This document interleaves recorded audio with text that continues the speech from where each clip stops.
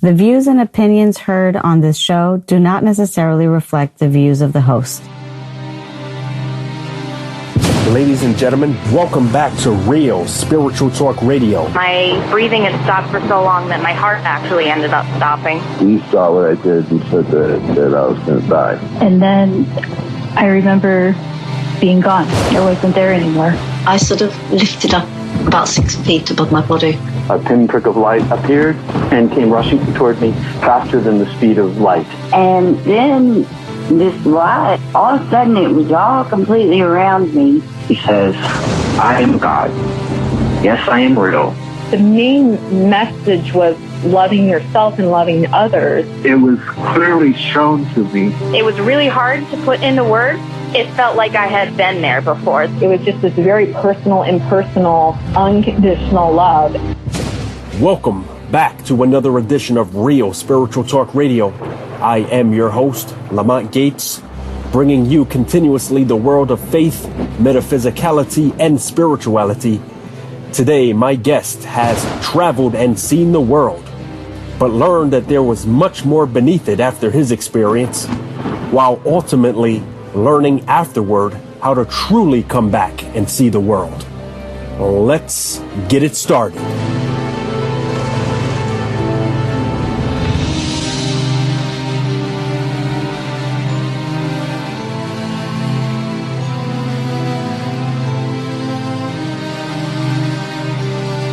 Joining me, ladies and gentlemen, via Skype is near-death experiencer and author, Mr. Jim Bruton.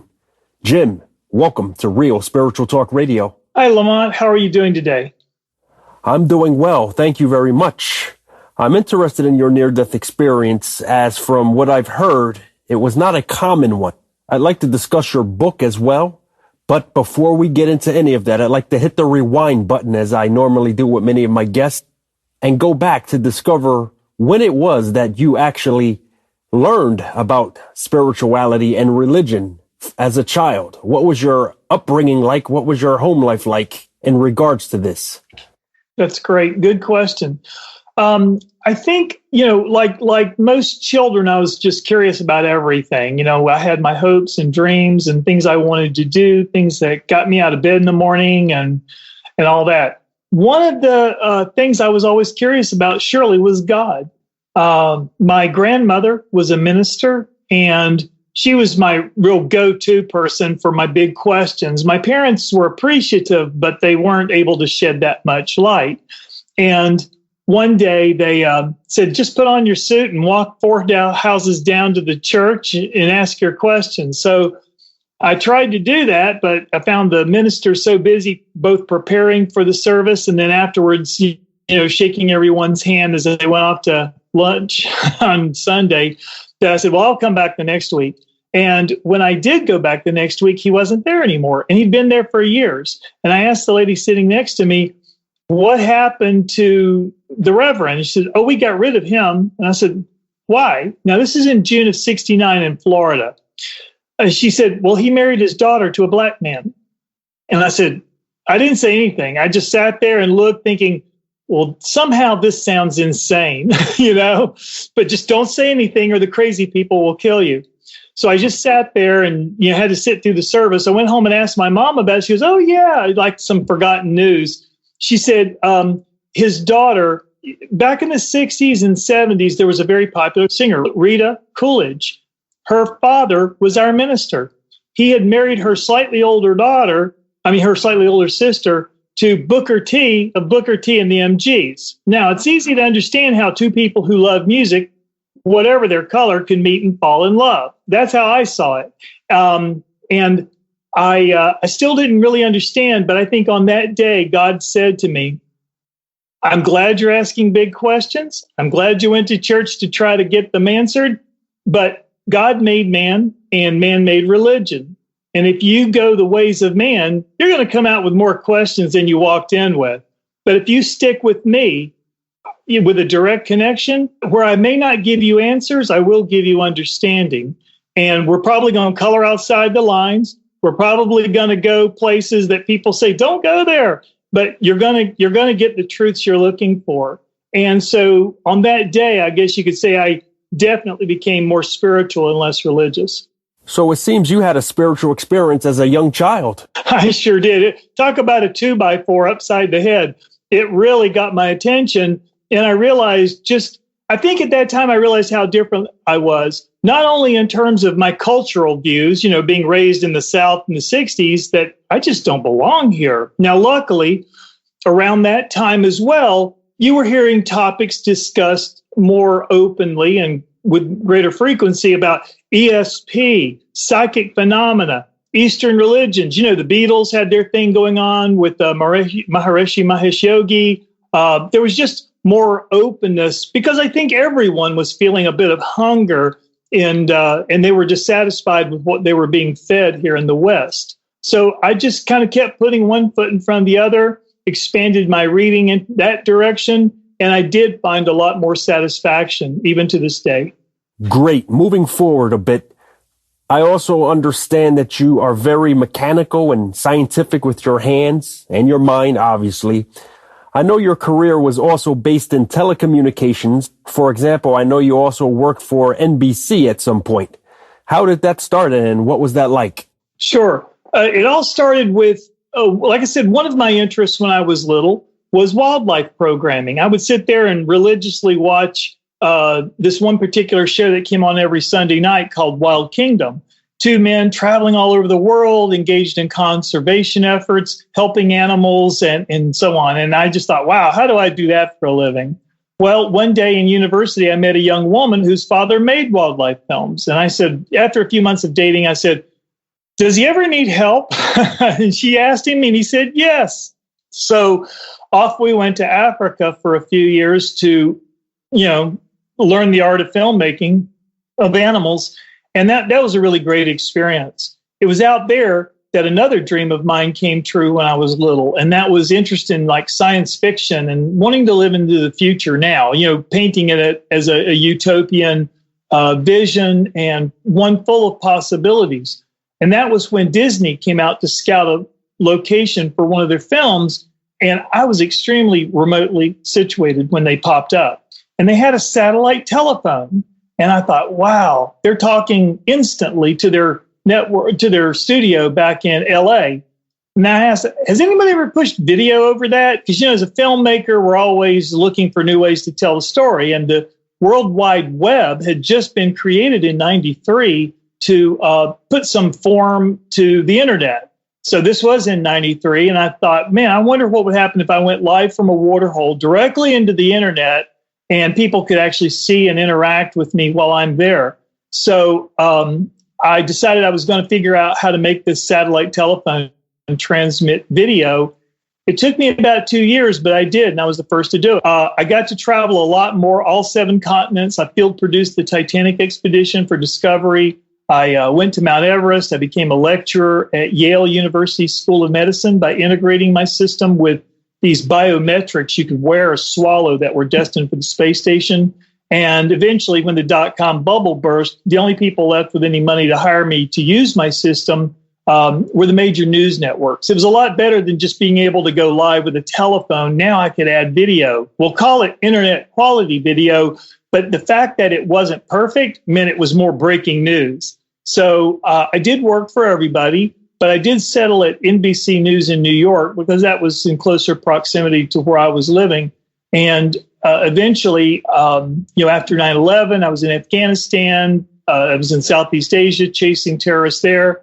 And then I was in Iraq all of 2003. And that's where I moved from just being a gearhead into being a correspondent. I also understand there was a segue from your career into how your near-death experience actually occurred. So describe for us how your near-death experience was propelled. Sure.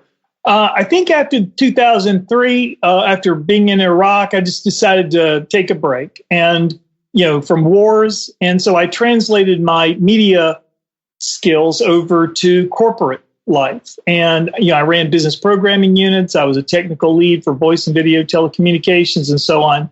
Settling down, obviously, I still had an itch for excitement. So there were these airplanes I was interested in since childhood. My dad was a pilot. And You mean like we're talking World War I, pre-World War I, really the vintage age of aviation. So with my available time and not being all over the world, I started with that. The first airplane I built was a World War I fighter, and that was great. It took me a while, and I really enjoyed building it, and then I flew it, and I sold it. The second plane I built was also another one that I liked from childhood called a Flying Flea from 1933. Very small airplane, kind of like a soapbox derby car, to be honest, with a big motorcycle engine right in front of my face and a huge propeller. It was on my second test flight with that aircraft that I lost my engine. I could not make it back to my airstrip, and the only place in a very hilly and rocky landscape was a small lake at a nearby Boy Scout camp. So I aimed for that, overshot the bank, and again, imagine crashing into tree trunks at 70 miles an hour in a soapbox derby car, and you have the picture. I ruptured both lungs, broke all my ribs. My right leg had multiple fractures. I had a hole in my lower back from the engine battery breaking loose and hitting me, like a 70 mile an hour projectile would. And I was really in bad shape. But a man who was fishing nearby saw this, called 911. A medical helicopter came in and took me up to our capital city, Hartford, Connecticut. And a waiting trauma team there took me right in. And pretty soon after that, decided they needed to put me into a coma for about a week. I had multiple operations coming up that were day long for a week. And they realized, it's just going to be a lot easier if they just put me under. And to make a long story short, pretty much when they put me into a coma here, I woke up somewhere else. Okay, now, why don't you describe to us what this place was and what it was you encountered? Sure. Okay, in contrast to a lot of other near-death experiences, where people report going through a tunnel, seeing dead loved ones like their grandparents, seeing angelic beings, having a life review, sometimes being told of their big mission back here on Earth and they have to come back. I didn't have any of that. But I would say what I did was, it was as if I teleported right into this dystopian landscape. Imagine New York or some large city thousands of years after the meteor strike or a nuclear blast or something like that. So I just was taking it all in. I appeared up on the terrace of this really tall gray building, looking out over this destroyed cityscape. And I wasn't afraid or anything. I was just taking it all in, very non-judgmental. And suddenly this wave of nausea hit me. And I doubled over saying, I don't think I can stand this. And when I said that, I heard this sound off to my left, and I looked. And not too far away was a very large egg-shaped structure, probably about 4 stories high.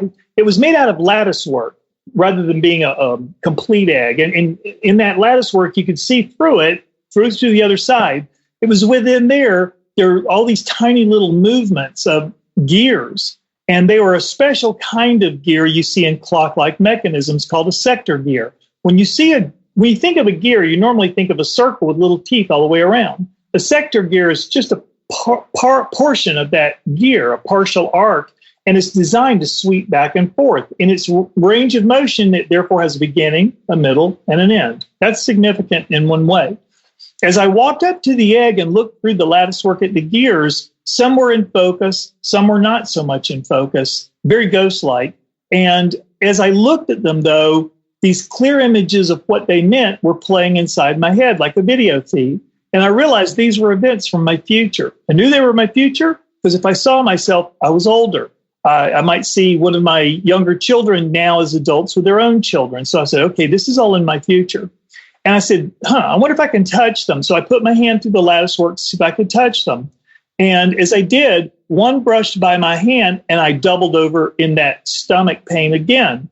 And I reflexively grabbed it, pulled it through the lattice and threw it away. And now all of the gears started recycling to account for missing one.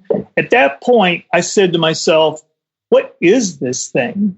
And a disembodied voice that stayed with me throughout the experience answered. And it said, this is the process of becoming. This is the future birthing into the now. And I said, where am I? He said, you are in the in-between. standing inside the eternity of a single moment. And I realized when it said, do you remember the world to which your body belongs? I had no idea. I had no memory of this place, no attachment. If someone had come up and said, if you stay here longer, you can't go back, I'd have said, go back where? And so I said, how did I know I could remove that one gear that, felt bad? And it said, why else are you here?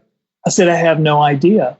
And basically it was making me understand that I was being given an incredibly rare opportunity to essentially stack the deck for the rest of my life and use pain as my moral compass rather than some scripture or something to determine the possible choices I can make in my future, which we'll say would be unfortunate or bad for my spiritual growth. And rather than being able to see all of them, because sometimes I had to reach very high up into the egg to find these things, I just had to use pain. That certainly made the conversation a lot shorter. Had one of these gears I'd seen had me win the lottery or the Powerball and be rich for the rest of my life, but perhaps become the biggest jerk ever, it's better just to understand, okay, that's a choice that could bring a lot of pain. So just use that as your guide.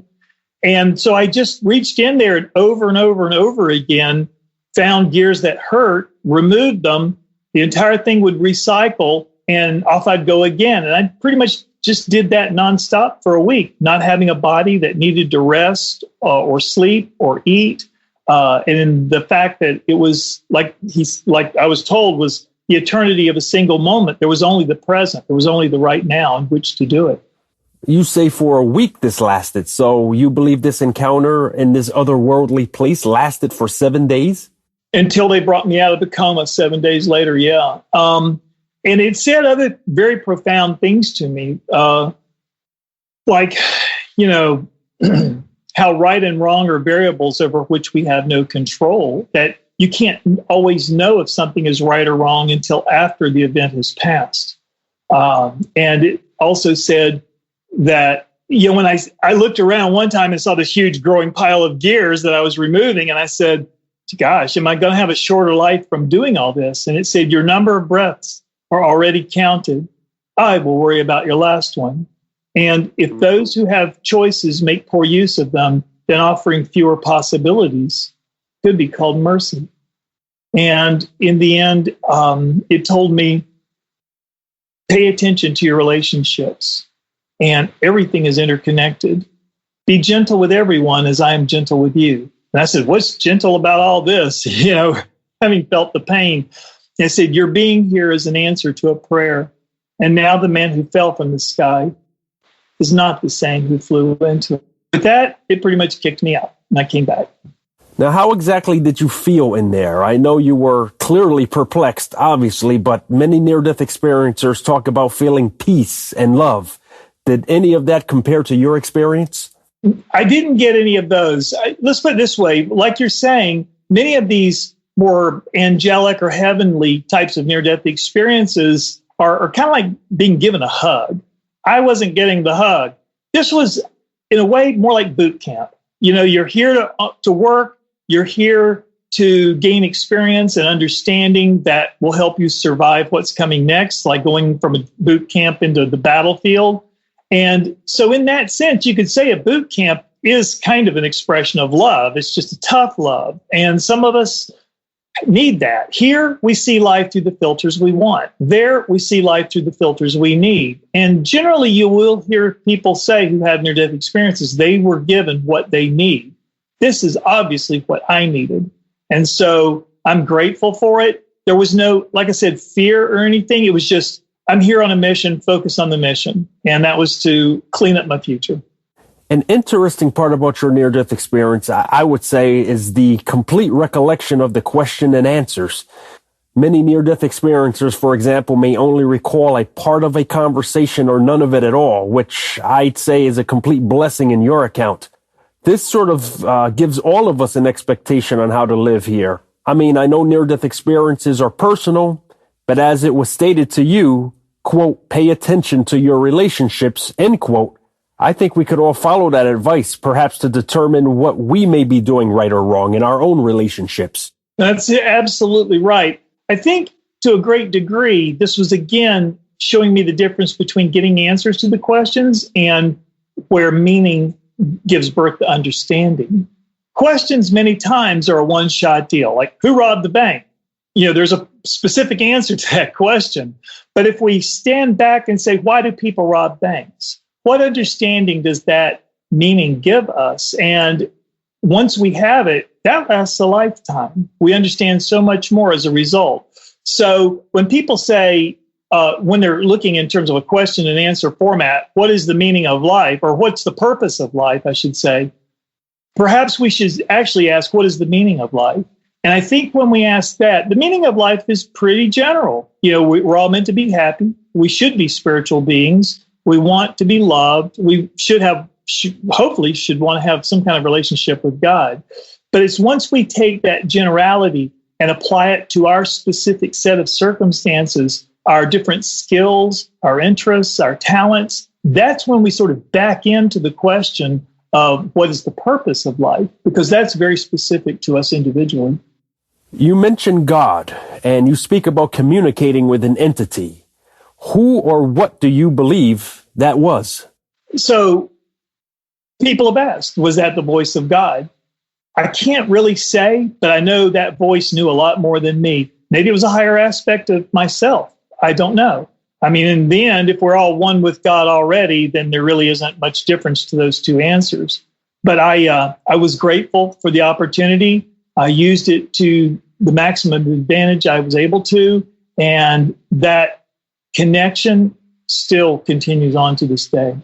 So how did your message initially go over after you actually revealed it? So when I came out of this coma, I was in a rehabilitation hospital at that point, and it was like it was a video feed just playing over and over in my head. And each cycle, there was more depth, there was more detail, there was more of an emotional connection. It was just very overwhelming, and it felt like it wanted to push out of my pores.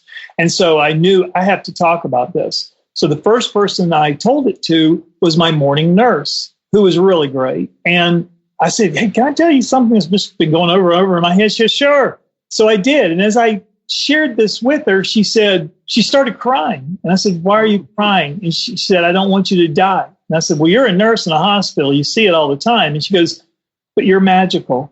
And I said, in what way? And she said, well, first of all, we're all busy.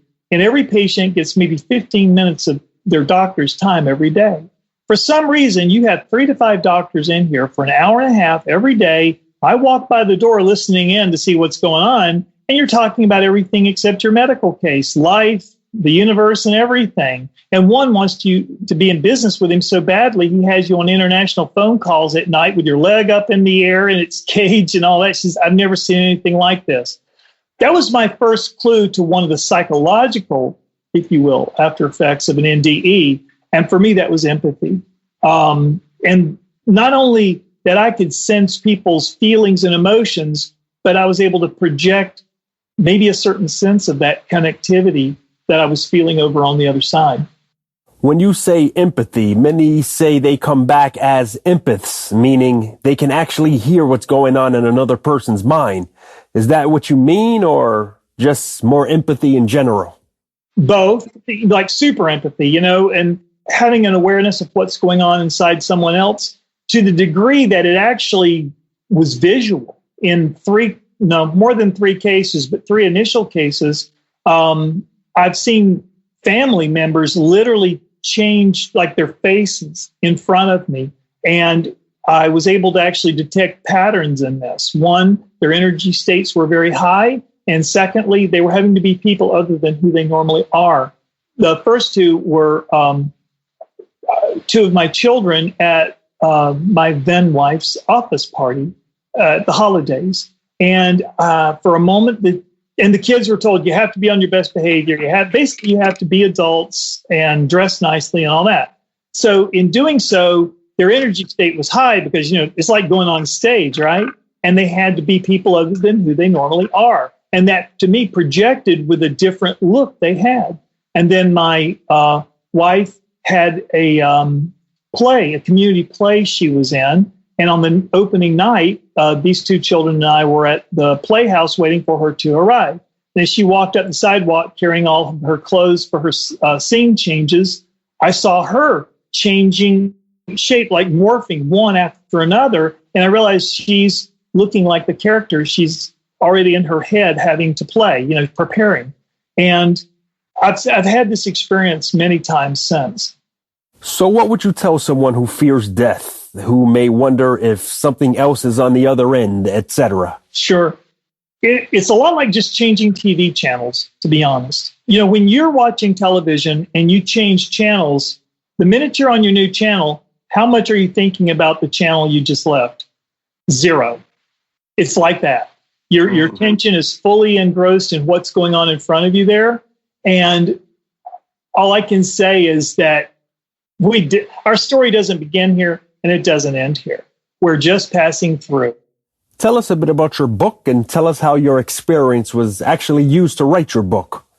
Yes, I had been chronicling my experience and the new thoughts that were coming into my head as I meditated on it. Sometimes I would go out for a drive. Rather than sitting in meditation, I normally drive I just came back from one.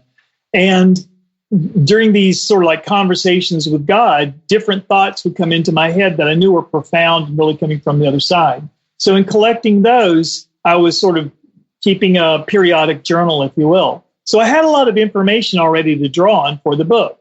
It was when I went down to my first conference with IANS, the International Association of Near-Death Studies, and presented my experience.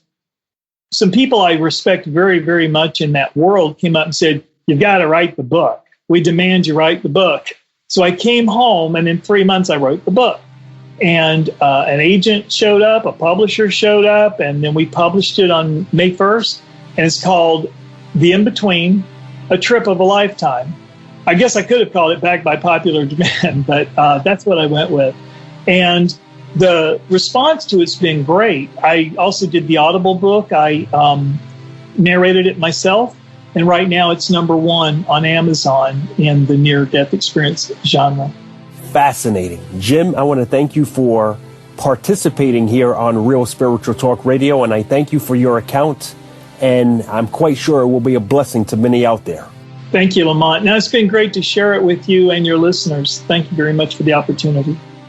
Ladies and gentlemen, Jim Bruton. And that's the show. I want to thank you all for tuning in. Please visit me on my Facebook page, which I very often forget to plug here on the show. You can find me at Real Spiritual Talk Radio on Facebook, and there you will find past shows and other cool things that have been posted, as well as my YouTube page or channel, which is under my name, Lamont Gates. This has been Real Spiritual Talk Radio. I thank you all once again for listening, and I hope you have been much more spiritually enlightened as I am every time I'm able to interview a new experiencer. And with that said, Real Spiritual Talk Radio is now signing off.